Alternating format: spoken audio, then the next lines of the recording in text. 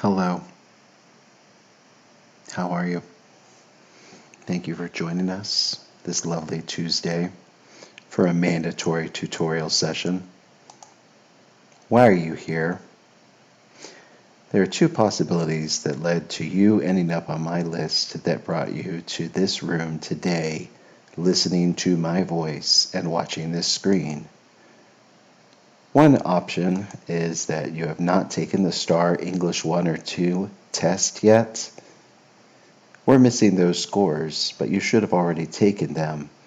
So now you have the opportunity to take that test on either December 7th or December 9th.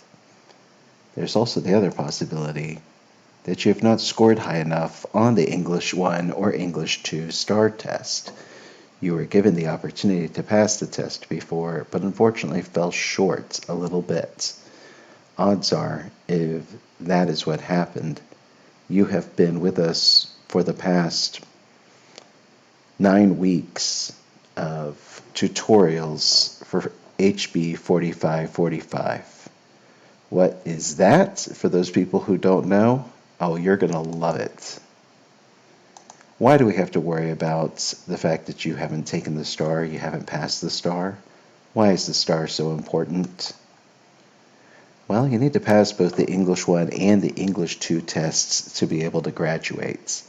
For some people, that's still a ways away, but as you get closer and closer to graduation and that test is something you have not passed, you realize that you can only take it a few times throughout the year, and you want to get that done with so you can graduate on time without any problems.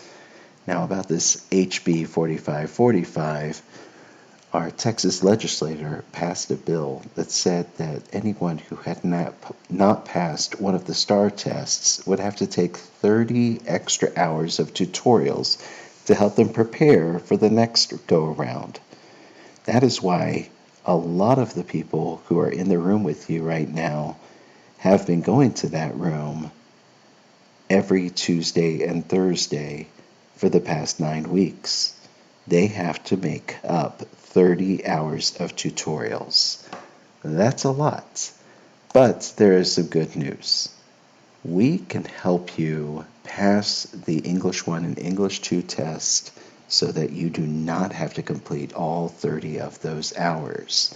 In fact, this Thursday will be the last tutorial session for this semester, and we will not start again until we see who has passed the English 1 or English 2 STAAR test in December.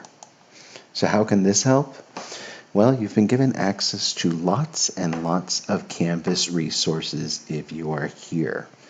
For those people who have been with us for the past few weeks, you've seen this. You've been working your way through this Canvas course.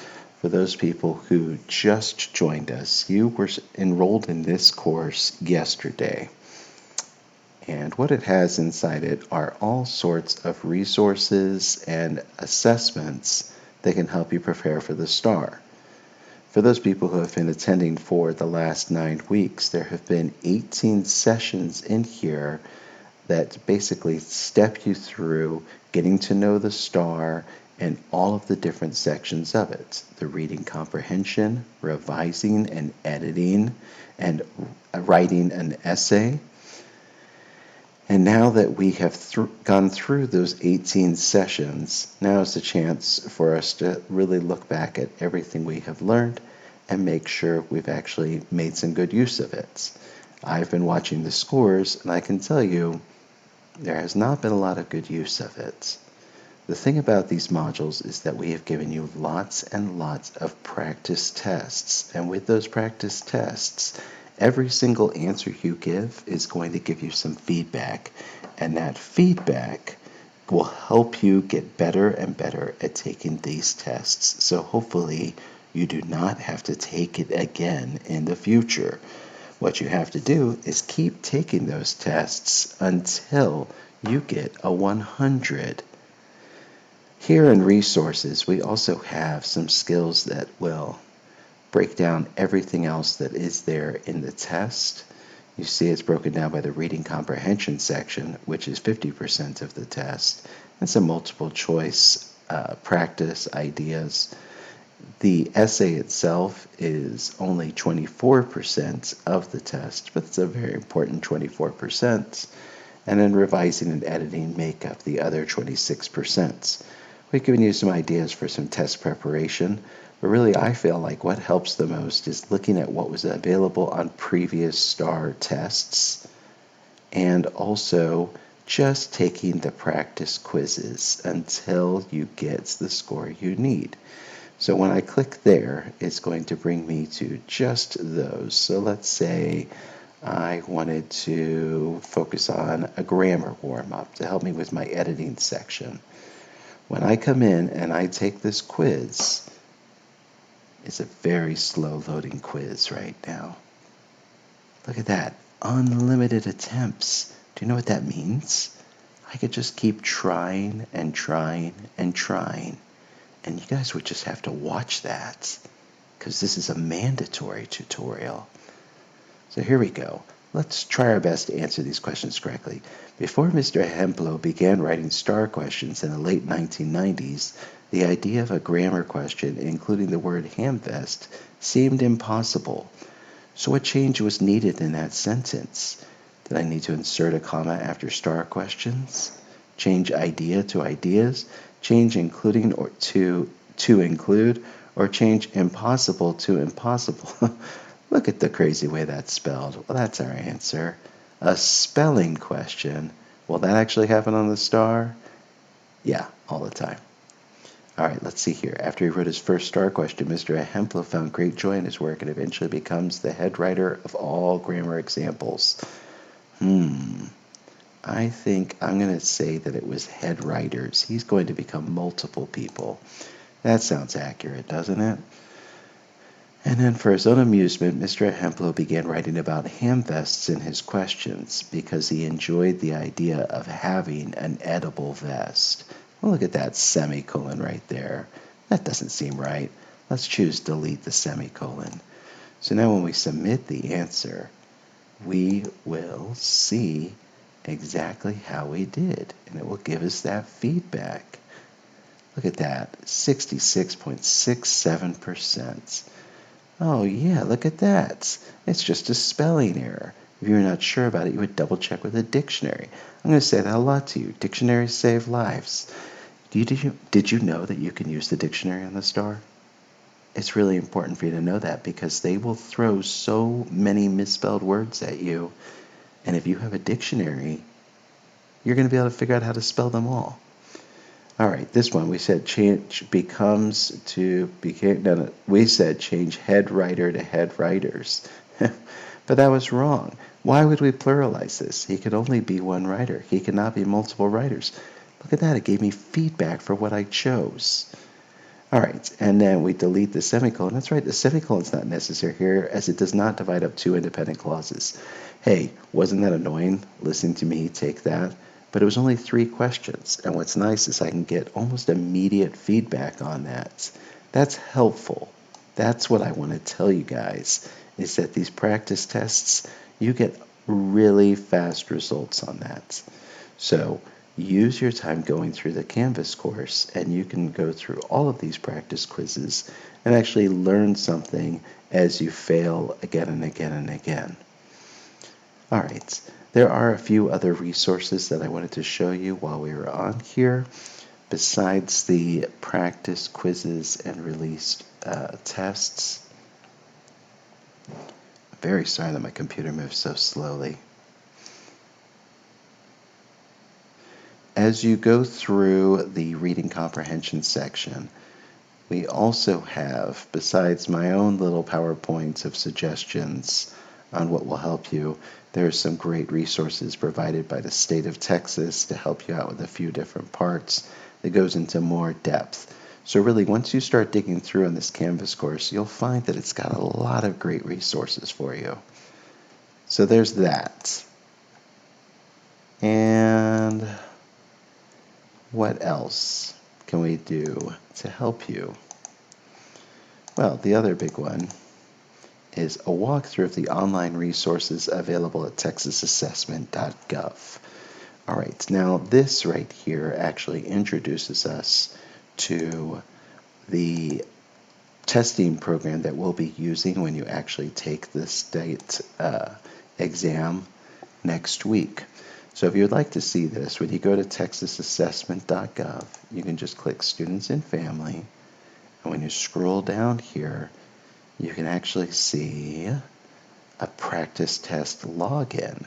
Now this is a great idea for you to do, and I'll tell you why. Because there are a lot of great resources that are available to us since we're taking this test online. I just want you to get used to it. So when you go here, you can just kind of sign in as a guest user in a guest session, and we'll kind of give you some choices about different tests that you might want to take. Let's say that we are 11th graders, because then we can look at all these different tests. Hey, look at that. There's ones for U.S. History and Algebra 1 and Biology. You know, if you end up failing those, you also can't graduate. And you'd also have to do 30 hours of tutorials for every single test you fail. But you know what? None of those tests are as difficult as the English test. You're held to a higher standard. You have to write an essay. English. That's what we want to worry about. So let's see right here. Let's take the English 2 STAAR test from 2019. Now, when we first come on here, you'll get a chance to practice with some supports. This is not going to be available to everyone taking the test when it comes to the actual test, but for those people who get designated supports, you can kind of practice seeing what it's like with auto text-to-speech on and other content and language supports. You have no default zoom applied, but you will be able to use the zoom when you're on there. This is always a favorite one. When you decide to change the background color, there's someone in every testing room that wants to do this. I love it. Look at that, spelling assistance, more text-to-speech. Okay, we're going to try this without any resources right now.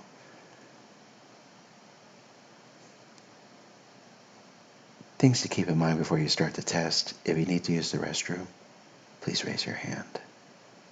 Don't disrupt your classmates. Anyways, let's get going. The reason I'm doing this is because I really need to show you all the resources that are available to you during the test. Now, the biggest helpful tool that you have during the English test is right here, the dictionary. Now, I'll tell you that you'll also have a paper copy of the dictionary in the room. But let's say right here, we're looking at this and we don't know what the word competitions means. So what we can do is come over here to the dictionary and, oh no, can you believe it? The word competitions is not in the dictionary. However, if we look at the singular form of it, there it is. How about that? All right, so you can see that we have a dictionary available for us. You'll also notice that we have a notepad. So if we want to write something like,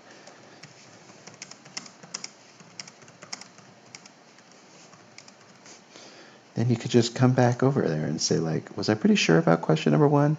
Oh, I wasn't. I wasn't at all. All right, this line reading is something that would be available for those people who are listening the audio, but we have not clicked that for ourselves.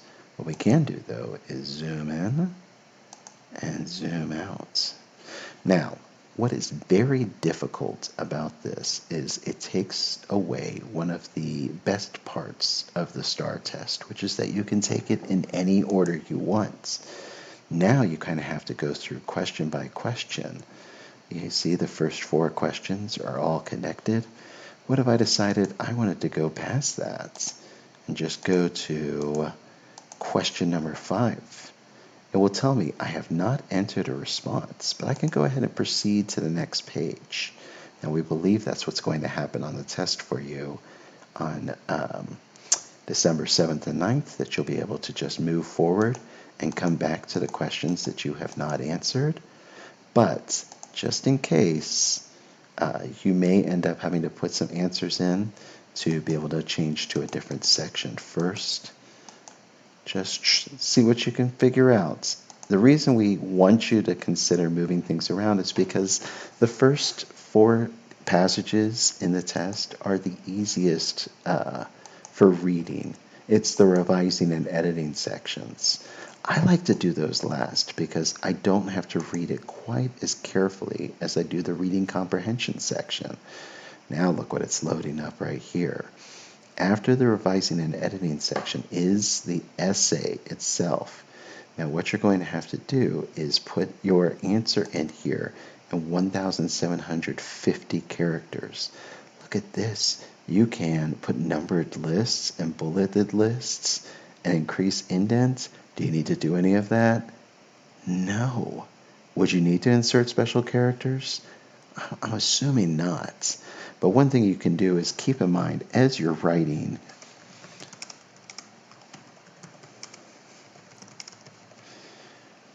notice that it is keeping track of how many characters I've used. Oh, look at that. When I use the space bar, that doesn't count. And look at that. When I press enter, it doesn't count.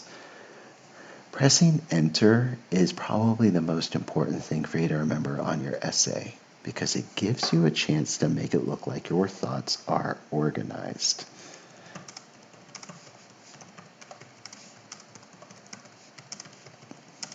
Right?